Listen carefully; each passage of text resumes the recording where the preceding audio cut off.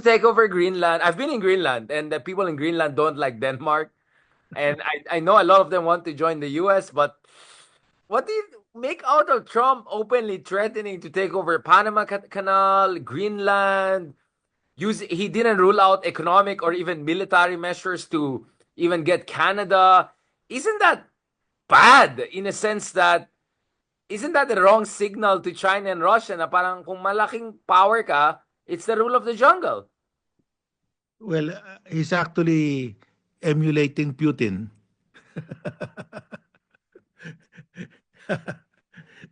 So how can we now hold Putin to account when the US itself is doing the very act, the same act that Putin did? And uh, and Greenland, what on earth has has Greenland done to offend the US? Wala naman ginawa eh. And the Dutch are very They're the friendly to the US. Danish, yeah, the Danes, their fellow Viking NATO member. I'm kawawa in Denmark, naawa ako sa Denmark. How bad this Justice Carpi for the rules-based international order? Because Very bad. very bad, right? Because, yeah, because we are against the Russian invasion of Ukraine because the UN Charter expressly outlaws the use of force or the threat of force to settle a dispute. The US has a dispute with Panama over use of the Panama Canal. You cannot use force because China will use force against us. And we cannot complain anymore. We can. China will say, "Oh, look, the U.S. is doing that to Panama. How can we invoke international law?"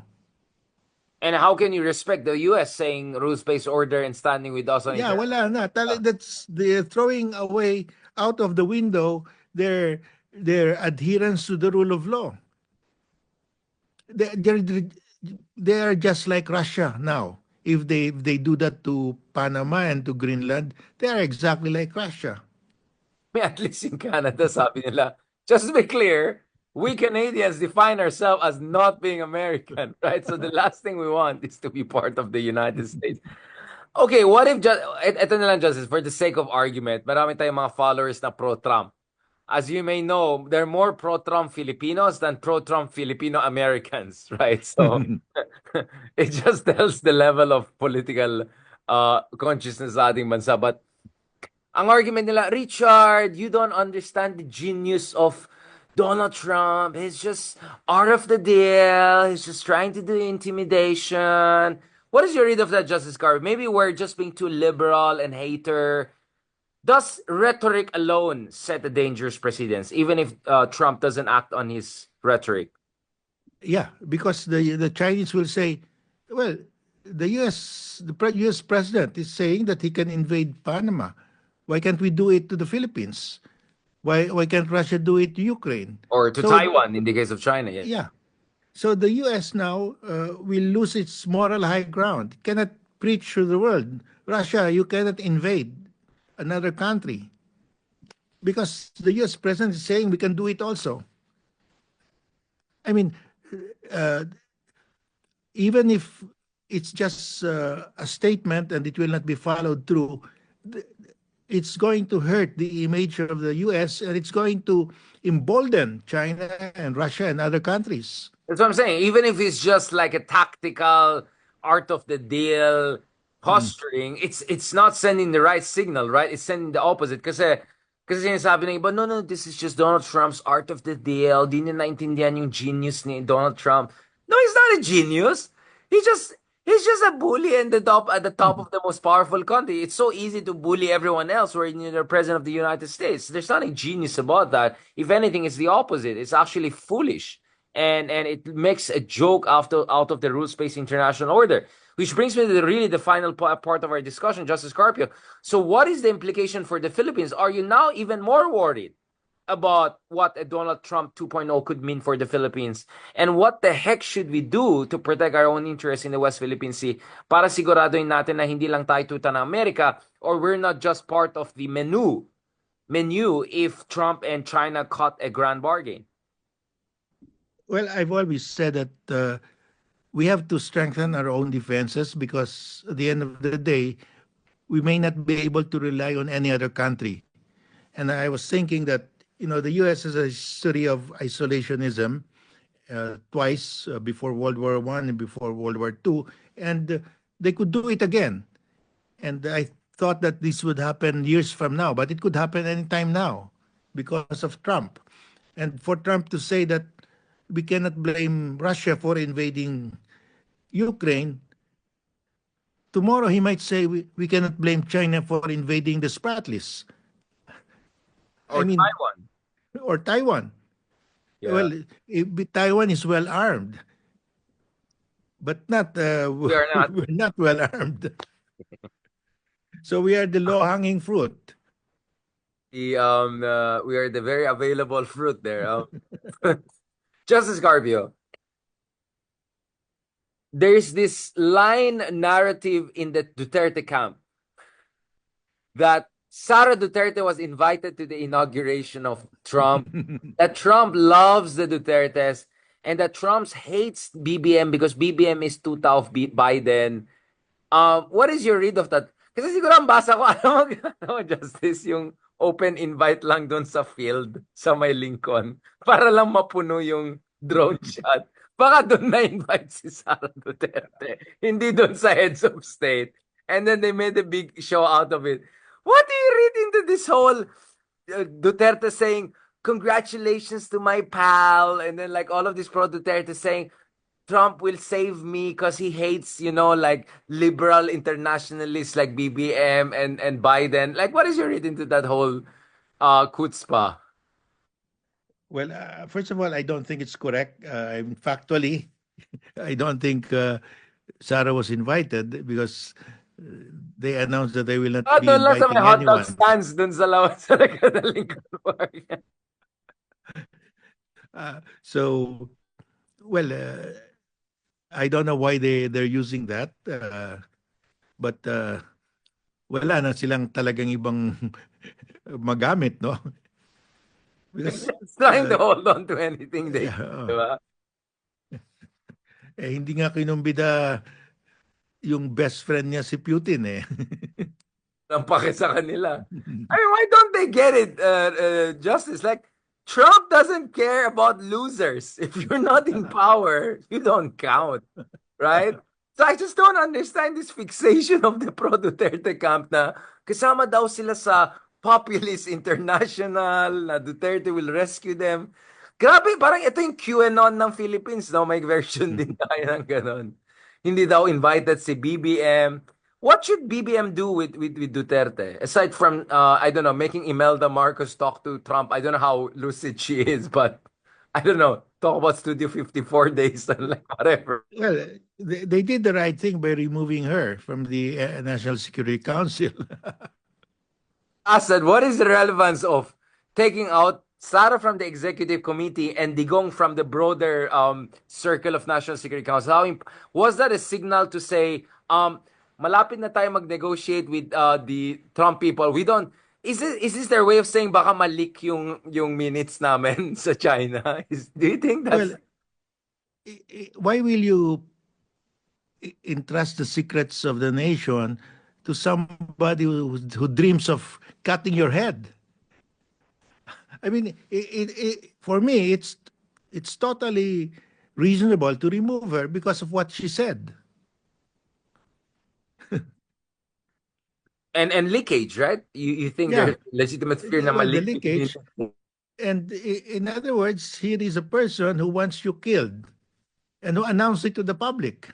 So why will you Joke put naman. No joke na joke. Ay, hindi ko alam how does it work in Duterte. Conditional threat naman daw. As long as buhay pa naman si Sara, buhay din naman. but still a threat? So, Justice Garvey, are you concerned that magkuplot tong mga walang ay sorry, mga walang yan. Mga Duterte na yan. Do you think they are in a position ever to launch a coup d'etat or something? RevGov? Well, I don't think they're in a position because I don't think the military will follow a next president.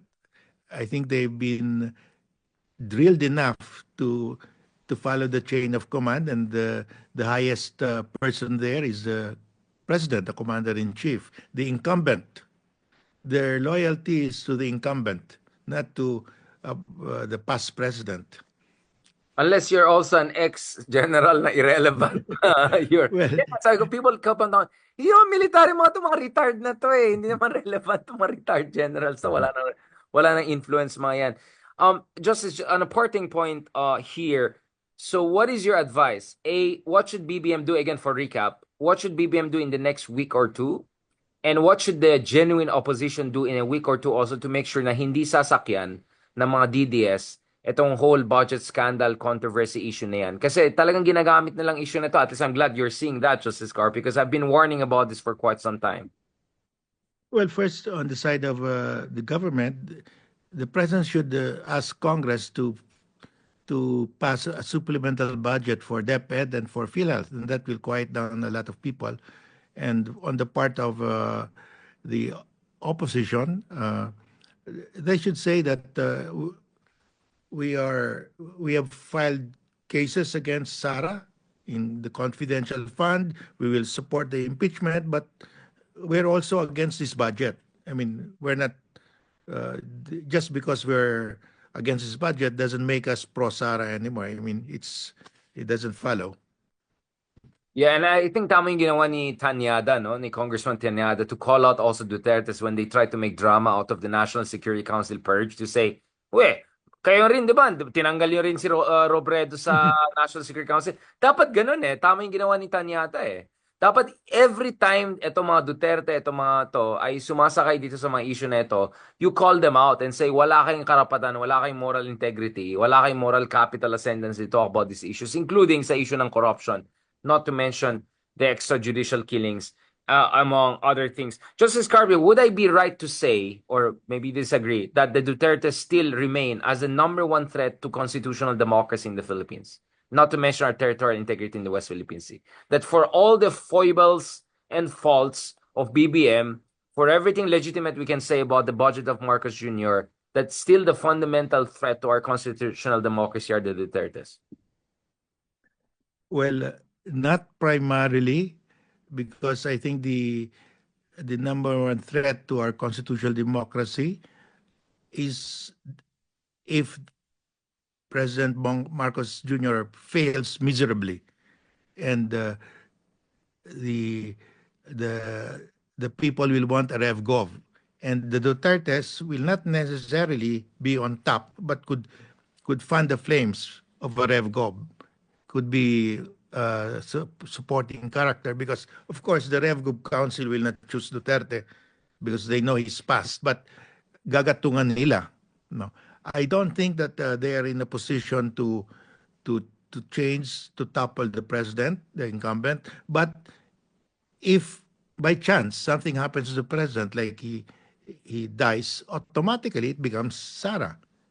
That will be the only situation where I can see the Duterte's coming back. Okay, let me rephrase that because I'm very disappointed with your answer, Justice Carville. Like, wait. I invited you to support my argument. I'm just kidding. Ganito na lang. Is it far worse if Sara Duterte were the president right now or to come back to power compared to BBM? Are the Dutertes the greater evil? Okay, let me put it that way. Is that a better way of putting the question?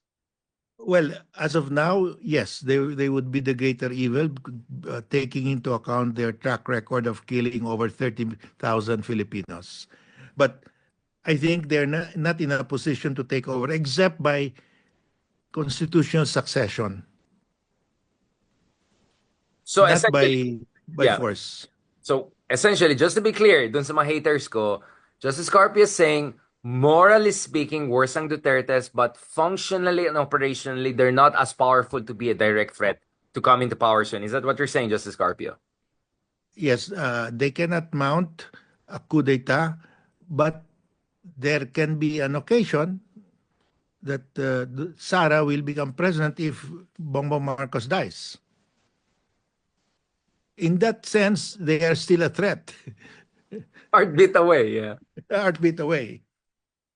Yeah, I think I got enough from out of this interview, Justice Carpio, kasi dami naman nagagalit sa akin. Ito na naman si Darian. Pero di ba, I'm just saying to people, I mean, of course, di tayo fan ni BBM. Maraming problema talaga mga Marcoses, dictatorship, human rights, ganon. I'm just saying, ingat lang talaga tayo kasi ginagamit ng mga Duterte itong mga budget scandal nito. But actually, I agree with you, Justice Carpio. I think the power of the Dutertes is inflated. They are very good in exaggerating their own non-existent influence. Pababa yung approval ratings ni Sara. She only has what, 22% net approval rating. 20% down in Visayas, 13% down in Mindanao. None of them bothered to run for Senate because their numbers are almost pathetic. Yeah, I mean, I'm not here to exaggerate the power of the Dutertes. I'm just saying here that, let's not forget the big picture. That if there's one thing worse than corruption, Justice Carpio, is mass killing of Filipino people, right? I think we can agree on that. Yeah, Killing of Filipinos is course, worse yes. than corrupting their national budget, right? Yeah, Yung the kaban ng worst bayan. thing you can do, the worst thing that a leader can do is to kill his own people. And we know who has done more of that than any other Filipino president, right? So I think that should settle the discussion. On that note, thank you very much, Justice Carpio. Looking forward to hopefully kung imbitado pa rin kami ni Sir Ronald. Nag-behave naman kami last time in your place. If you're open to it, hopefully we can catch up before the end of the year. We can have in person because people really love our dynamic in person. And of course, Justice Carpio, if there's anything that you think we have to, is there anything in particular that you want us to focus on? Ano bang, is there a Supreme Court ruling that people have to watch out for in the coming days or weeks? Well, we hope that the Supreme Court will decide the confidential fund issue because that's already ripe for decision, and it's really needed to put clarity to this issue. On that note, thank you very much, Justice Carpio. Mabuhay ka, and hopefully, God willing, see you soon in person. Happy New Year and a blessed one to you and your loved ones. Salamat, Justice Carpio. Thank you again, Richard, for inviting me, and thank you to our viewers. Salamat. And Justice, you're always free to agree with me and say I have the greatest arguments in the Philippines. Salamat, Justice Carpio. Okay, Bye-bye. thank you. God bless.